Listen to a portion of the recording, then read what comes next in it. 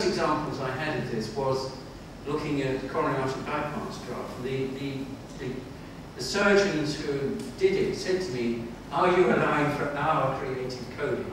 Because they said, you know, we know that for what do they call isolated CABGs, bypasses, we know that you exclude the valve ops that are done at the same time for isolated CABGs. So what we can do is to say, we'll code inspected valve.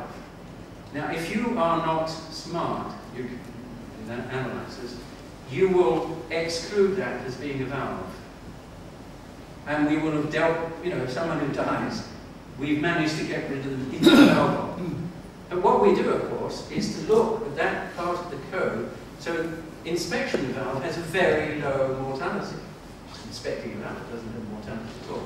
So we have to be careful to watch the diagnosis and the coding. But I think on the whole we're up with it. And the other thing we do in terms of coding is we send a report to every hospital every month about all the things to do with their coding. Like how many cases are just failed diagnoses?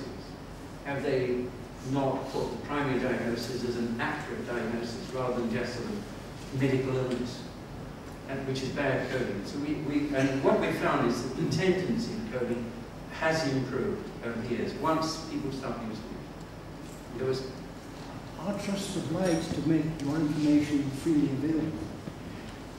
Well, HSRs are available, and I did notice that Alan Johnson, when he made a statement in the House of Commons on the 18th of March last year to apologise for mid-staffs, said that he would make sure that the relatives of patients could get access to their notes. That was actually stated in Mansard.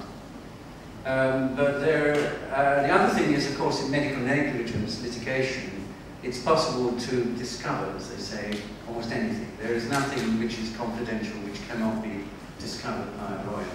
But then that's going via the expensive process of medical negligence litigation, which is difficult.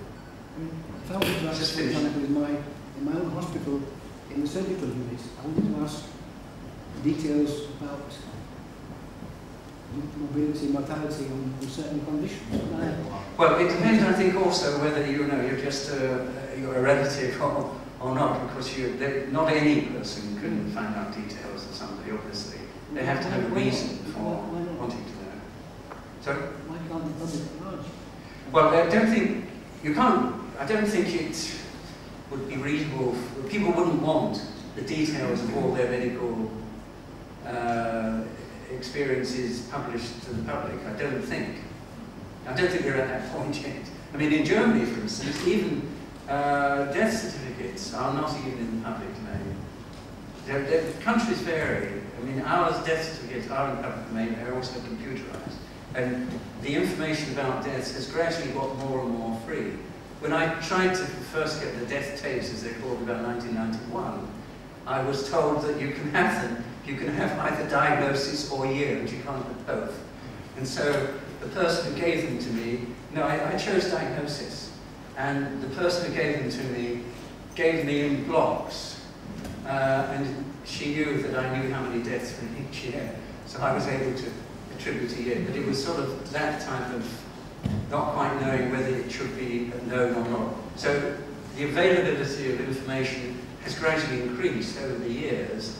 But it has to be increased in a way in which the public are in agreement with what's done. Okay. No, I'm just wondering whether there's a code for a death by medical error. There are codes for. So would you get that coming through to your complications and errors of treatment? Yes. What we do, I mean, there are about 17,000 diagnoses. And it's called the International Classification of Diseases, ICD. There are actually two versions of it, 9 and 10. And we use 10. And Holland and the United States use 9, but most other countries use 10. But we summarize those into things called clinical classification groups, which are developed in Bethesda in the United States, the Agency of Healthcare Research and Quality, AHRQ. And that divides them into 259 clinically meaningful groups. So if you take, for instance, gastrointestinal hemorrhage, you would have to go to lots of different parts of the ICD codes to be able to get all of GI hemorrhage into one.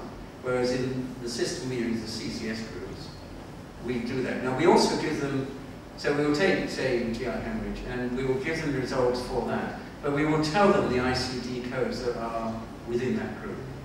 And within the CCS groups, there are 2 codes, which is 234 and 235, I think it is, which are errors due to complications and errors. Like, for instance, something goes wrong with putting in a bypass or a pacemaker or something like that. Insertion of graft or various things are coded. Yes, there are codes for those things, yeah. Because we're never quite sure how many deaths there are due to medical errors, and I'm just wondering whether somewhere amongst the codes one could actually there are, well, this information. You can get it out, but there is this problem which I said at the very beginning, which is